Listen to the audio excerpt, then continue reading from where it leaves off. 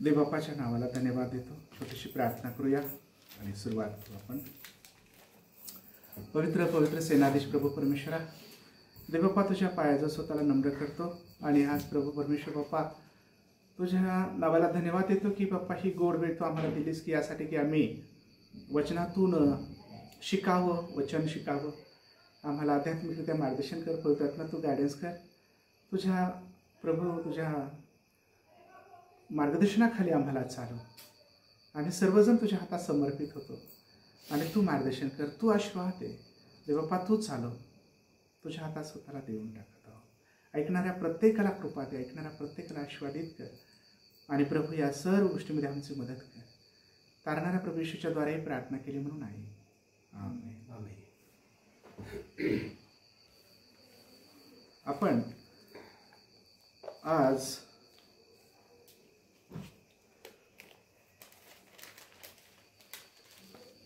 पहिले शमूएल पहिला अध्याय आणि त्याच्या काही वचनं आपण ऐकूया।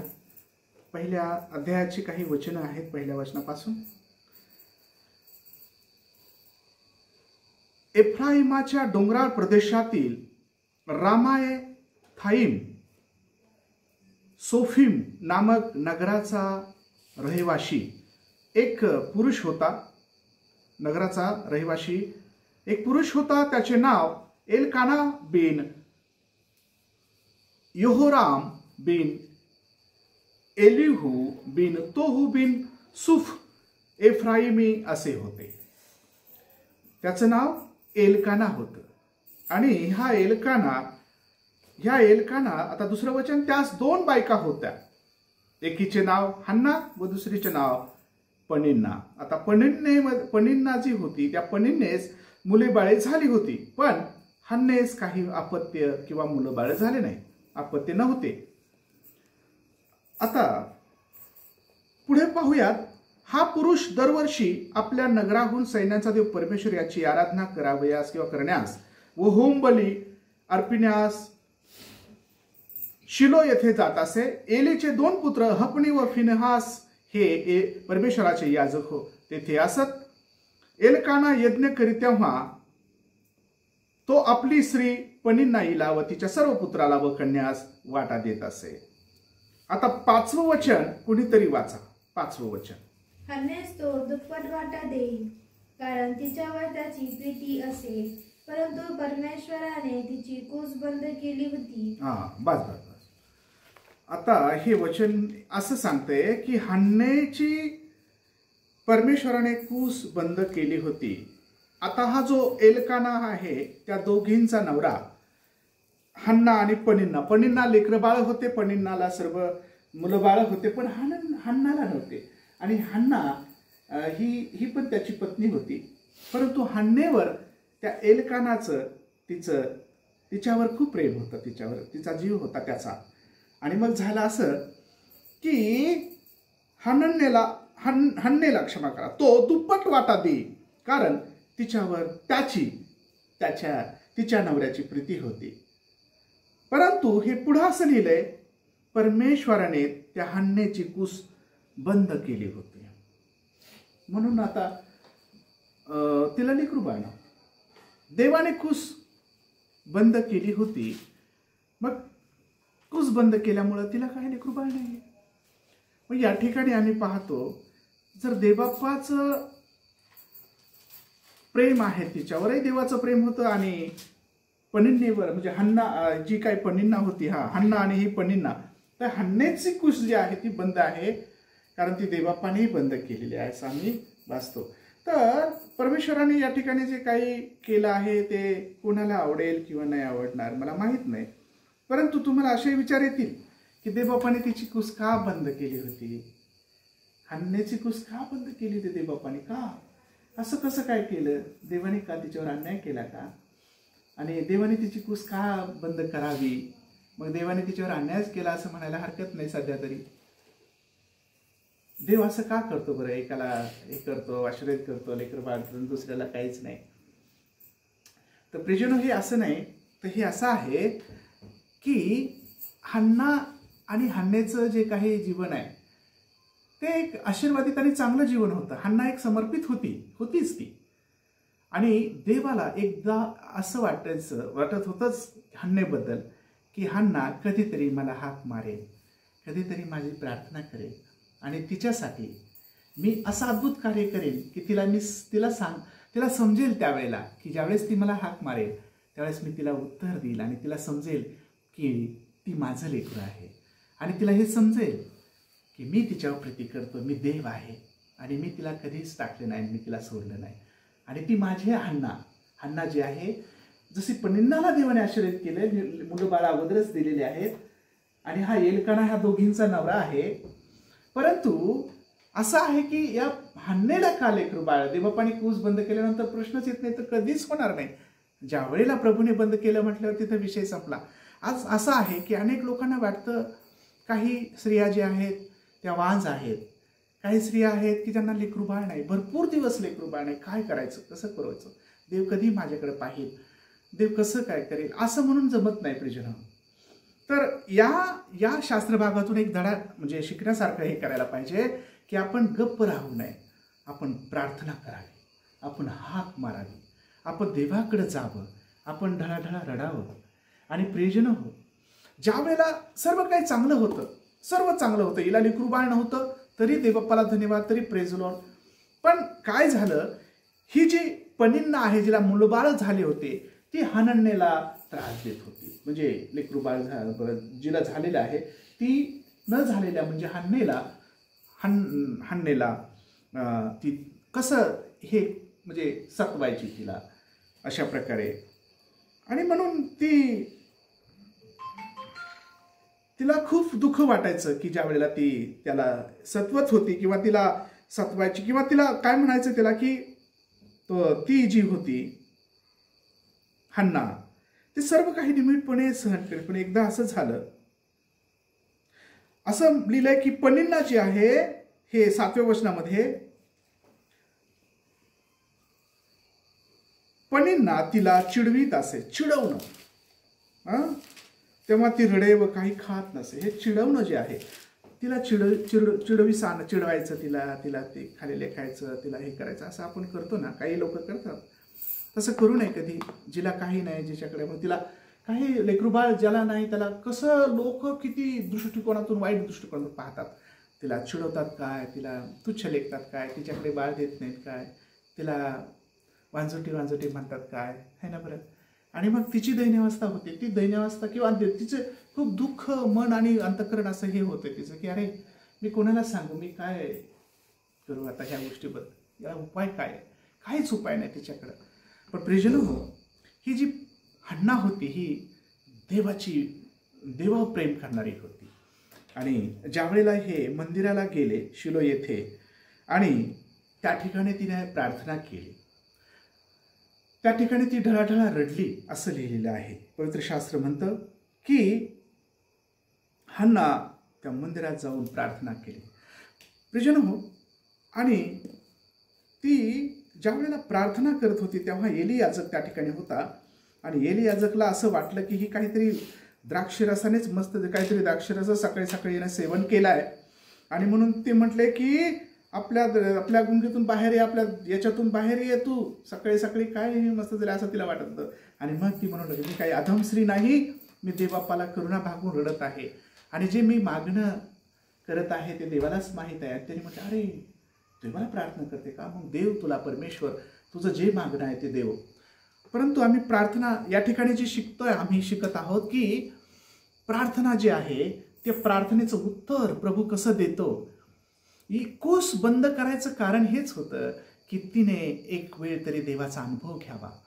ज्यावेळेस दुःख आणि संकट येतं यासाठी ते देवाकडून असो किंवा मनुष्याकडून असो किंवा इतर कशाकडून असो किंवा अचानक असो, तर दुःख जर येत असेल ते याच्यासाठी की प्रेज लॉर्ड की त्या व्यक्तीने देवाजवळ जावं आणि देवाला हाक मारावी. आमेन.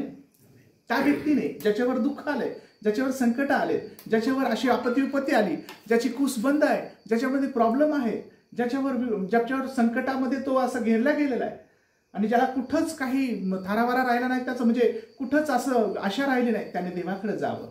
अशा वेळेला त्याने देवाकडे जावं आणि देवाला हाक मारावी. म्हणून हन्नेवर हे प्रसंग आला होता, कारण हा प्रसंग जो आहे वांझपणाचा हा प्रभूनेच तिला दिला होता असं आम्ही वाचलेलं आहे, की देवाने तिची कूस बंद केली होती म्हणून ती अशा प्रकारे तिला लेकरू बाळ नव्हतं, आणि म्हणून जी पणिन्ना आहे ती तिला सतवत होती, ती तिला चिडवीत असे, आणि म्हणून तिला एकदा असं अनावर झालं तेव्हा ती डळाडळा रडलीच. आणि हेच देवाला अपेक्षित आहे की ज्या वेळेला आम्ही देवाकडे जातो त्यावेळेला देव असा अगदी आतुरतेने ऐकायला तयार आहे. देव वाटच पाहत आहे आपली की कधी मला हे हाक मारेल, कधी. आज आम्ही फक्त असं म्हणजे शांत बसू नये. जर आपत्ती विपत्ती आली, काही संकट आले तुमच्यावर, प्रियजन हो, कोणत्या समस्यामध्ये आहात का तुम्ही, आपण आज कोणत्या अडचणीमध्ये आहात, देवाजवळ या, देवाकडे वळा आणि देवाला गुडघे टेकून देवाजवळ मनसोक्त आपलं मन पाण्यासारखं होता त्याच्याकडे. आणि ती परिस्थिती बदलणारा सक्षम देव आहे, सक्षम आहे, समर्थ आहे, सर्व समर्थ देव आहे. तो परिस्थिती बदलेल, तो परिस्थिती बदलू शकतो, त्याच्यामध्ये ताकद आहे. जर त्यानेच कुश बंद केली आहे हाणण्याची, तर तो प्रियजन हो, तोच कुश मोकळे करणार आहे. हे सर्व का करतो आम्ही पाहतो, कशासाठी, की ज्या व्यक्तीवर प्रेम आहे, ज्या व्यक्तीवर प्रीती आहे, जसं की बायबलमध्ये लिहिलंय की आवडत्या मुलाला बाप जसं छडी मारतो आपल्या लेकराला, तसं प्रभू आपल्या लेकरांना छडी मारतो. तर प्रभूची ही योजनाच होती की हिला आपण असं हे करूया की यासाठी हिची कूस यासाठी बंद केली. एक वेळेस ही रडेल, एक वेळेस ही प्रार्थना करेल आणि मी तिची प्रार्थना ऐकेल आणि मी तिला दाखवून देईल की माझं किती प्रेम आहे तुझ्यावर, मी किती तुझ्यासाठी प्रीती, म्हणजे तुझं देव आपलं प्रेम करतो हे त्याला दाखवून द्यायचंय. आणि केव्हा होईल, जेव्हा तुम्ही तुमच्यासाठी प्रार्थना कराल आणि तुमच्या प्रार्थना म्हणजे पूर्ण होतीलच, तुम्ही देव ऐकलच त्या प्रार्थना. म्हणून कधी कधी संकट येतात, म्हणून कधी कधी संकटामध्ये देखील आम्ही धन्यवाद दिला पाहिजे. संकटामध्ये देखील देवाला दोष देऊ नये, फक्त म्हणावं की देवा हे असं होऊ दे, आता प्रभू आता कर, आता हे असं कर, आम्ही असं त्याच्यामुळे काही गोष्टी देवाने गोष्टी जर आणल्या असतील आपल्यावर, तर देवाजवळच जाणं गरजेचं आहे आणि प्रार्थनेमध्ये गरजेचं आहे. आमेन. कारण जशी हन्ना धार्मिक होती तसं प्रत्येक जण देवाचे धार्मिक लेकरू आहे. देवाजवळचे लोक आहात तुम्ही, तुम्हाला देवाने विसरलेलं नाही. तुम्हाला देवाने जर समजा असा प्रसंगामध्ये जसं हन्ना आहे तसं जर कोणी प्रसंगामध्ये आहे, जर कोणी वांज आहे, जर कोणी दुखीत आहे, जर कोणी प्रश्नामध्ये वेगळ्या प्रकारच्या आपत्तीमध्ये सापडलेला आहे, जर कोणी कर्जा बाजारामध्ये आहे कोणी, तर प्रियजनो देवाजवळ या, वेळ घालू नका आणि प्रार्थना सुरुवात करा आणि देवाला विश्वासाने प्रार्थना करा. देव परिस्थिती बदलण्यासाठी समर्थ आहे, तो सक्षम आहे, सामर्थ्यशाली देव आहे, परिस्थिती बदलू शकतो, त्याच्यामध्ये ताकद आहे. आम्ही पाहतो या हन्नेबद्दल तिने प्रार्थना केल्याने देवाने तिचं प्रार्थनेचं उत्तर दिलं आणि आम्ही पाहतो की देवबापाला धन्यवाद असो. एली म्हणाला 17व्या वचनामध्ये की तू सुखाने जा, इस्रायलाच्या देवाकडे जे मागणी तू केली आहेस ते तू परमेश्वर तुला देव. आणि एली हा देवाचा सेवक होता. Praise the Lord. हो, आणि हा सेवक देवाचा सेवक आणि त्याचे शब्द परमेश्वर खरे करणार आहे. तिची प्रार्थना खरी झाली, तिची प्रार्थना देवाने ऐकली आणि आम्ही प्रियजनो या प्रार्थनेचं उत्तर आम्ही पाहतो. तिला बाळ झालं आणि तिने एक प्रार्थना केली की हे जर बाळ जर होईल मला, तर मी तुला ते देऊन टाकेल आणि पण मी तुला देऊन टाकेल, तुझ्या सेवेसाठी ते दिलं. एक प्रॉमिस देवाला तिनं दिलं. आणि ज्या वेळेला देवा तू मला आशीर्वाद देशील तर मी तुला ते मुलगा किंवा ते लेकरू मी प्रभू तुला देऊन टाकेल तुझ्या सेवेसाठी. आणि प्रियजनो तिनं ते प्रॉमिस पाळलं. ते देखील आम्ही वचनामध्ये वाचतो. आम्ही ते आहे 26व्या वचनामध्ये. तेव्हा हन्ना म्हणाले की माझे स्वामी, आपल्या जीविताची शपथ, माझे स्वामी, जी स्त्री आपल्याजवळ तेथे उभी राहून परमेश्वराची जी प्रार्थना करीत होते ना, ती स्त्री मी आहे. याच बाळकासाठी मी प्रार्थना करीत होते आणि परमेश्वराने जे माझे मागणे केले होते मी देवपाला, ते त्याने ऐकलेले आहे. ते म्हणे प्रभूने मला दिलं आहे हे बाळ, तसेच मीही या बाळकास परमेश्वराच्या स्वाधीन केले आहे. तो परमेश्वराचा आमरण, ते परमेश्वरास आमरण दिला आहे. तेव्हा एलकानाने तेथे परमेश्वराची आराधना केली, म्हणजे तिच्या नवऱ्याने देवाची आराधना केली. दोघं नवरा बायको गेले होते देवपाला मुलगा देवाच्या गौरवासाठी देऊन टाकण्यासाठी. आणि हा शमूवेल बाळ एक महान देवाचा सेवक झाला. Praise the Lord. देवाचा अभिषेक होता तो शमूवेल बाळ. प्रभूची उपकार स्तुती करतो. देवाचा महान संदेष्टा, ज्याने दाविदासारख्या एका राजाला अभिषेक केलं, राजासाठी त्याला अभिषेक केला याच शमूवेलाने. तर हे आहे देवाचं म्हणजे कुस बंद करण्याचं कारण, म्हणजे प्रार्थनेचं उत्तर, आणि खूप मोठा आशीर्वाद त्याला द्यायचा असतो.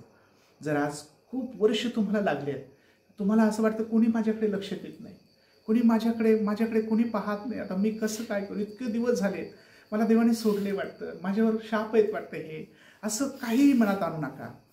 तर देव तुमच्यावर प्रेम करतो हे मनात आणा, आणि देवाला मोठं कार्य करायचं हे मनात आणा.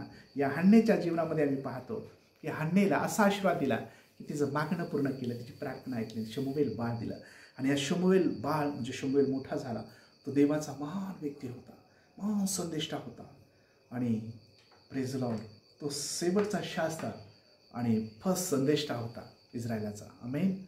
आणि अशा प्रकारे देवबापाचा तो ज्यावेळेस लहानपणापासूनच पवित्र आत्मा त्याच्याबरोबर होता, आणि जो एली याजकाच्या संदर्भामध्ये त्याच्या घराण्याबद्दल प्रभूने त्या छोट्याशा बाळकाला प्रभूने सांगितलं शमूएलाला.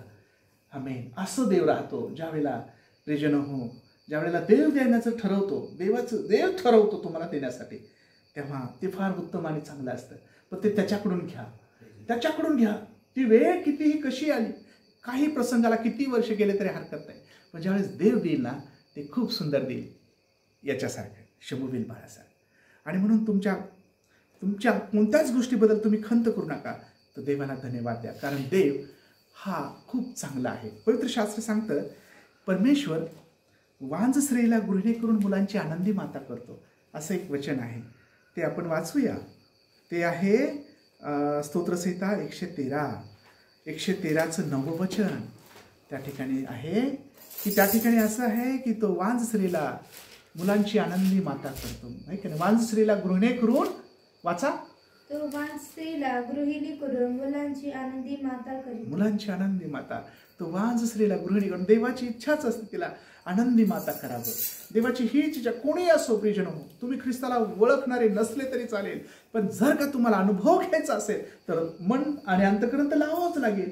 मन त्याच्याकडे लावा, आपलं मन त्याच्याकडे लावा, आपलं अंतःकरण त्याच्याकडे लावा, आपला विश्वास त्याच्यावर ठेवा, आणि मग पहा तो तुमच्या विश्वासाने तुम्हाला देईल का नाही.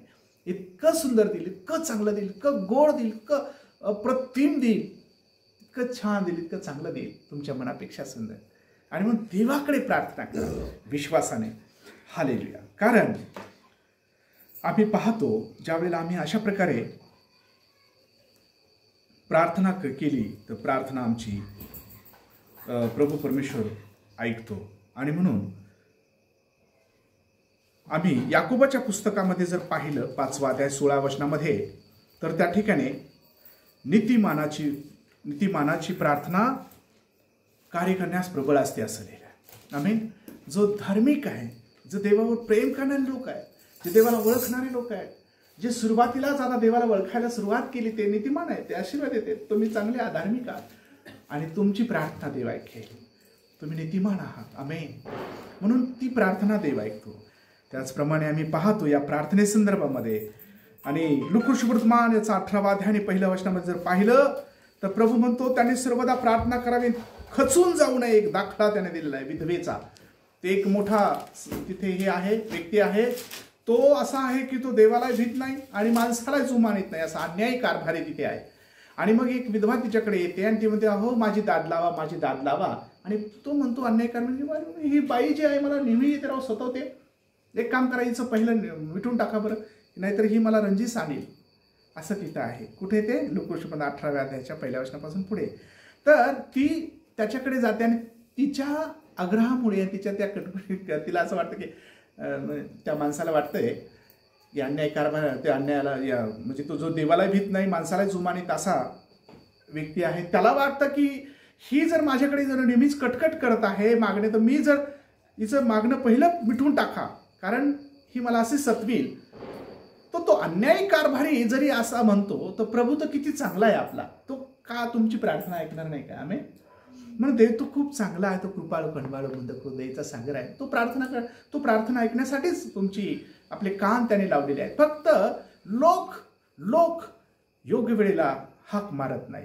ती योग्य वेळ आताच आहे, आताच हाक मारावी, आताच अनुभव घ्यावा आणि त्याच्याकडे यावं की देवा तू कार्य कर, तू कार्य कर माझ्यासाठी.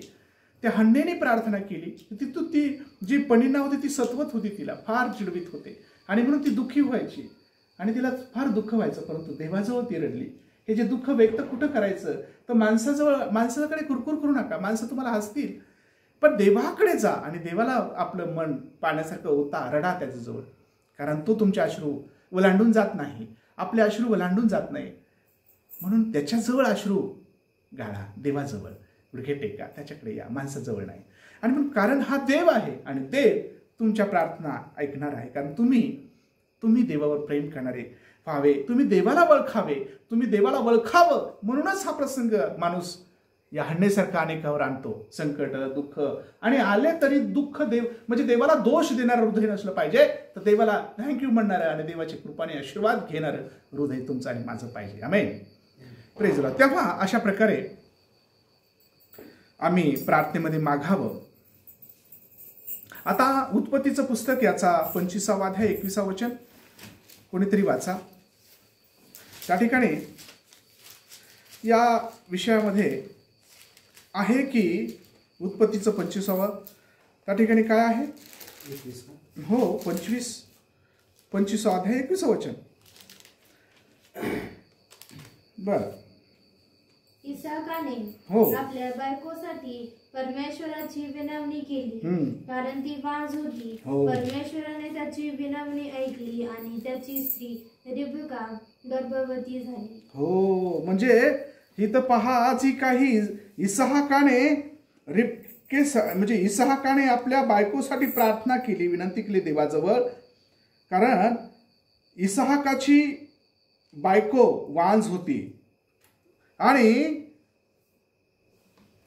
तर ही जी काही इसहाकाची बायको रिबका आहे ती वांझ होती असं लिहिलंय. इसहाकाने प्रार्थना केली आहे आपल्या बायकोसाठी.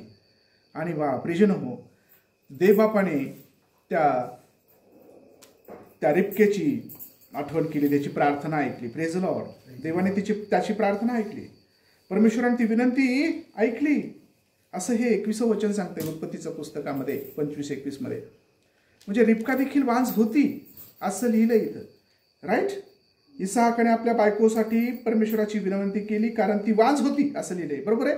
परमेश्वराने त्याची विनंती ऐकली आणि त्याची स्त्री रिबका गर्भवती झाली.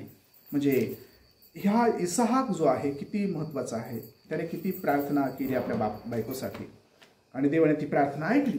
Praise Lord. म्हणून आपल्या प्रार्थना देव ऐकतो. म्हणून धार्मिकाची प्रार्थना कार्य करण्यास प्रबळ असते. धार्मिकाची प्रार्थना कार्य करण्यास तुम्ही प्रार्थना करण्यासाठी आपण प्रार्थना करूया. कशासाठी? जे वांझ जे शाप आहे ते एका क्षणात देव तोडू शकतो. कारण देवाजवळ गेलं तर, डॉक्टर म्हणे डॉक्टरकडे गेलं तर नाही, असं करा तसं करा, हे करा ते करा, एवढं सारं करूनही लोक थकून गेलेले आहेत, परंतु त्यांना काही लेकरू बाळ होत नाही. त्यांनी एक काम करावं, मी तुम्हाला सांगू इच्छितो देवाच्या दास म्हणून, त्याने आमच्या प्रभूवर विश्वास ठेवावा, त्याने देवाला हाक मारावी, त्याने गुडघे टेकावे, त्याने देवाचा अनुभव घ्यावा, त्याने देवाकडे पाहावं आणि त्याने म्हणावं, प्रभू माझ्या कुशेवर मी हात ठेवते, तुझा पवित्र हात पुढे कर, मला आशीर्वादित कर, माझ्या अशक्य गोष्टी आहेत त्या तू शक्य कर, कारण तू देव आहेस आणि आम्ही सर्व भाव तुझ्यावर ठेवला आहे, माझी मदत कर, तू माझ्यावर कृपादृष्टी कर आणि जर का हे बाळ तू देशील मला, ते तुझ्याच कृपेने असेल, तुझ्या गौरवासाठी मी देईल. हे असंच हन्ना म्हणली होती. हन्नाने प्रार्थना केली, राईट. आणि देवाने ती प्रार्थना केली. देवाला हेच अपेक्षित आहे. आणि म्हणून प्रियजनो, देव प्रेम करतो तुमच्यावर. तुम्ही शापित नाहीये. हो, लोक शापित म्हणत असतील, हे शापित आहे, अशाप आहे हा. नाही, तुम्ही आशीर्वादित आहात. हो, तुम्ही आशीर्वादित आहात. गरीबी लोक म्हणतात शाप आहे, गरीबी शाप आहे. आणि ते आशीर्वाद आहे, त्याच्यातून बाहेर यायचं तर ते प्रभूला धन्यवाद द्या, प्रामाणिकपणे दाखवा. देव कुठाले कुठे घेऊन जाईल. आमेन. तो शाप नाहीये, ते आशीर्वाद आहे. फक्त जर देवाजवळ तुम्ही चिटकून राहिला तर ती परिस्थिती देव बदलण्यासाठी सक्षम आहे. तो सामर्थ्यशाली देव आहे. देवाजवळ लोक जात नाही, हा त्यांचा गुन्हा आहे, हे त्यांचं प्रॉब्लेम आहे, ही त्यांची समस्या आहे, म्हणून ती समस्याच राहते. पण प्रियजनो, देवाकडे ज्यावेळेस आपण जातो, क्षणामध्ये सामर्थ्यशाली देव परिस्थिती बदलायला समर्थ आहे. मी तुम्हाला एक गोष्ट सांगू इच्छितो. दानिएलच्या पुस्तकामध्ये जर दानिएलकडे आम्ही गेलो तर 6:10 मध्ये जर पाहिलं दानिएलच्या पुस्तकामध्ये, तर त्या ठिकाणी दानिएल 3 वेळेला गुडघे टेकून प्रार्थना करत आहे. का? त्याचं कारण हे आहे, कारण आपण पाहूया. 6वा अध्याय काढा दानिएल माझ्यासोबत आणि त्याचं 10वं वचन, 6:10 दानिएलाचं पुस्तक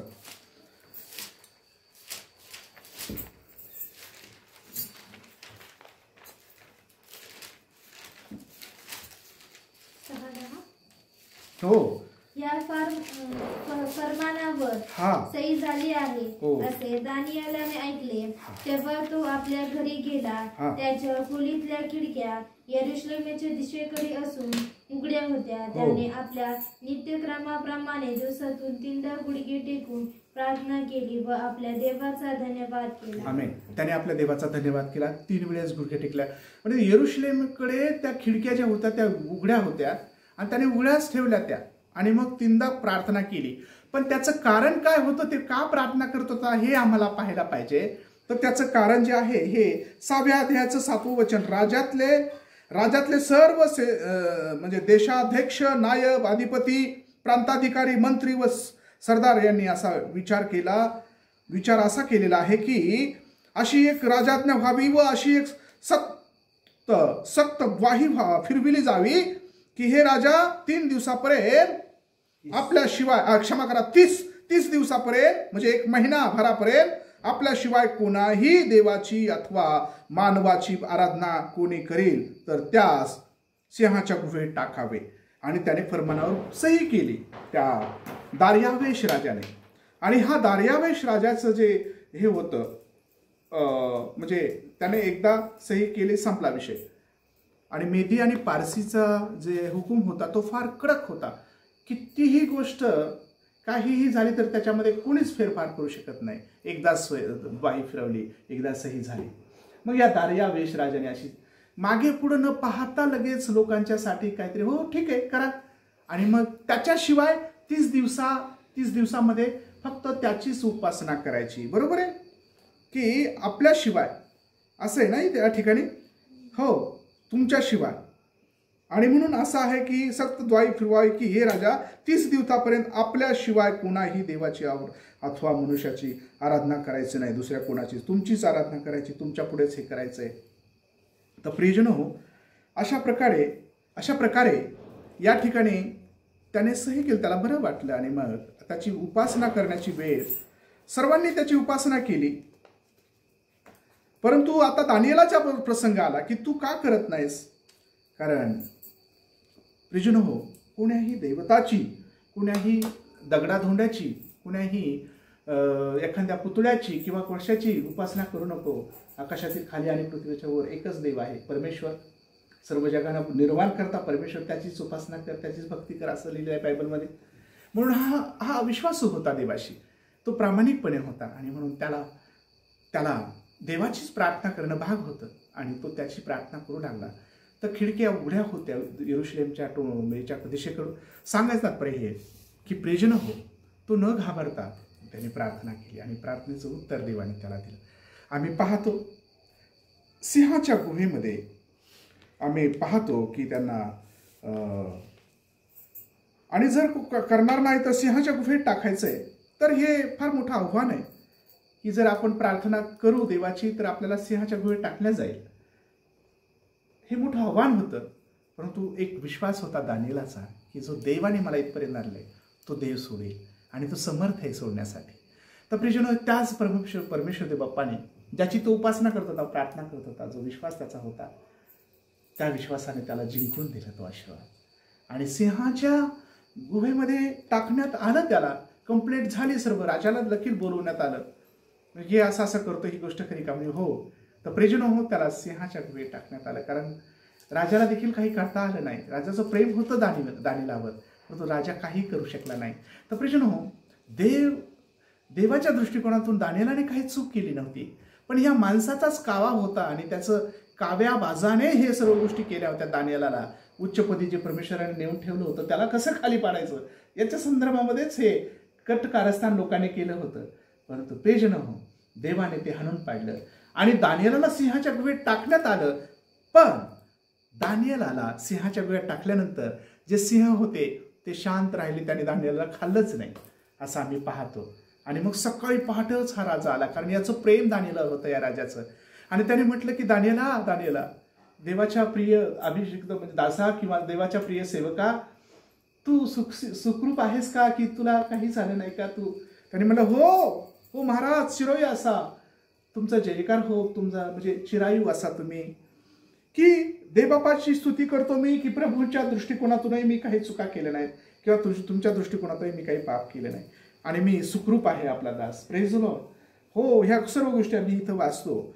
आणि म्हणून दानिएलाचा देवावर भरोसा होता असा हे आम्ही 23व्या वचनामध्ये वाचतो 6व्या अध्यायाच्या. तर प्रियजनो हो, परमेश्वर जर आपल्यावर तुमचा देवावर भरोसा आहे, माझा आपला देवावर भरोसा आहे, तो जिवंत देव आपल्याला सर्व भयापासून सोडवण्यासाठी समर्थ आहे, सर्व दुष्टाईपासून सोडवण्यासाठी समर्थ आहे, सर्व दुष्ट प्लॅनपासून सोडवण्यासाठी समर्थ आहे.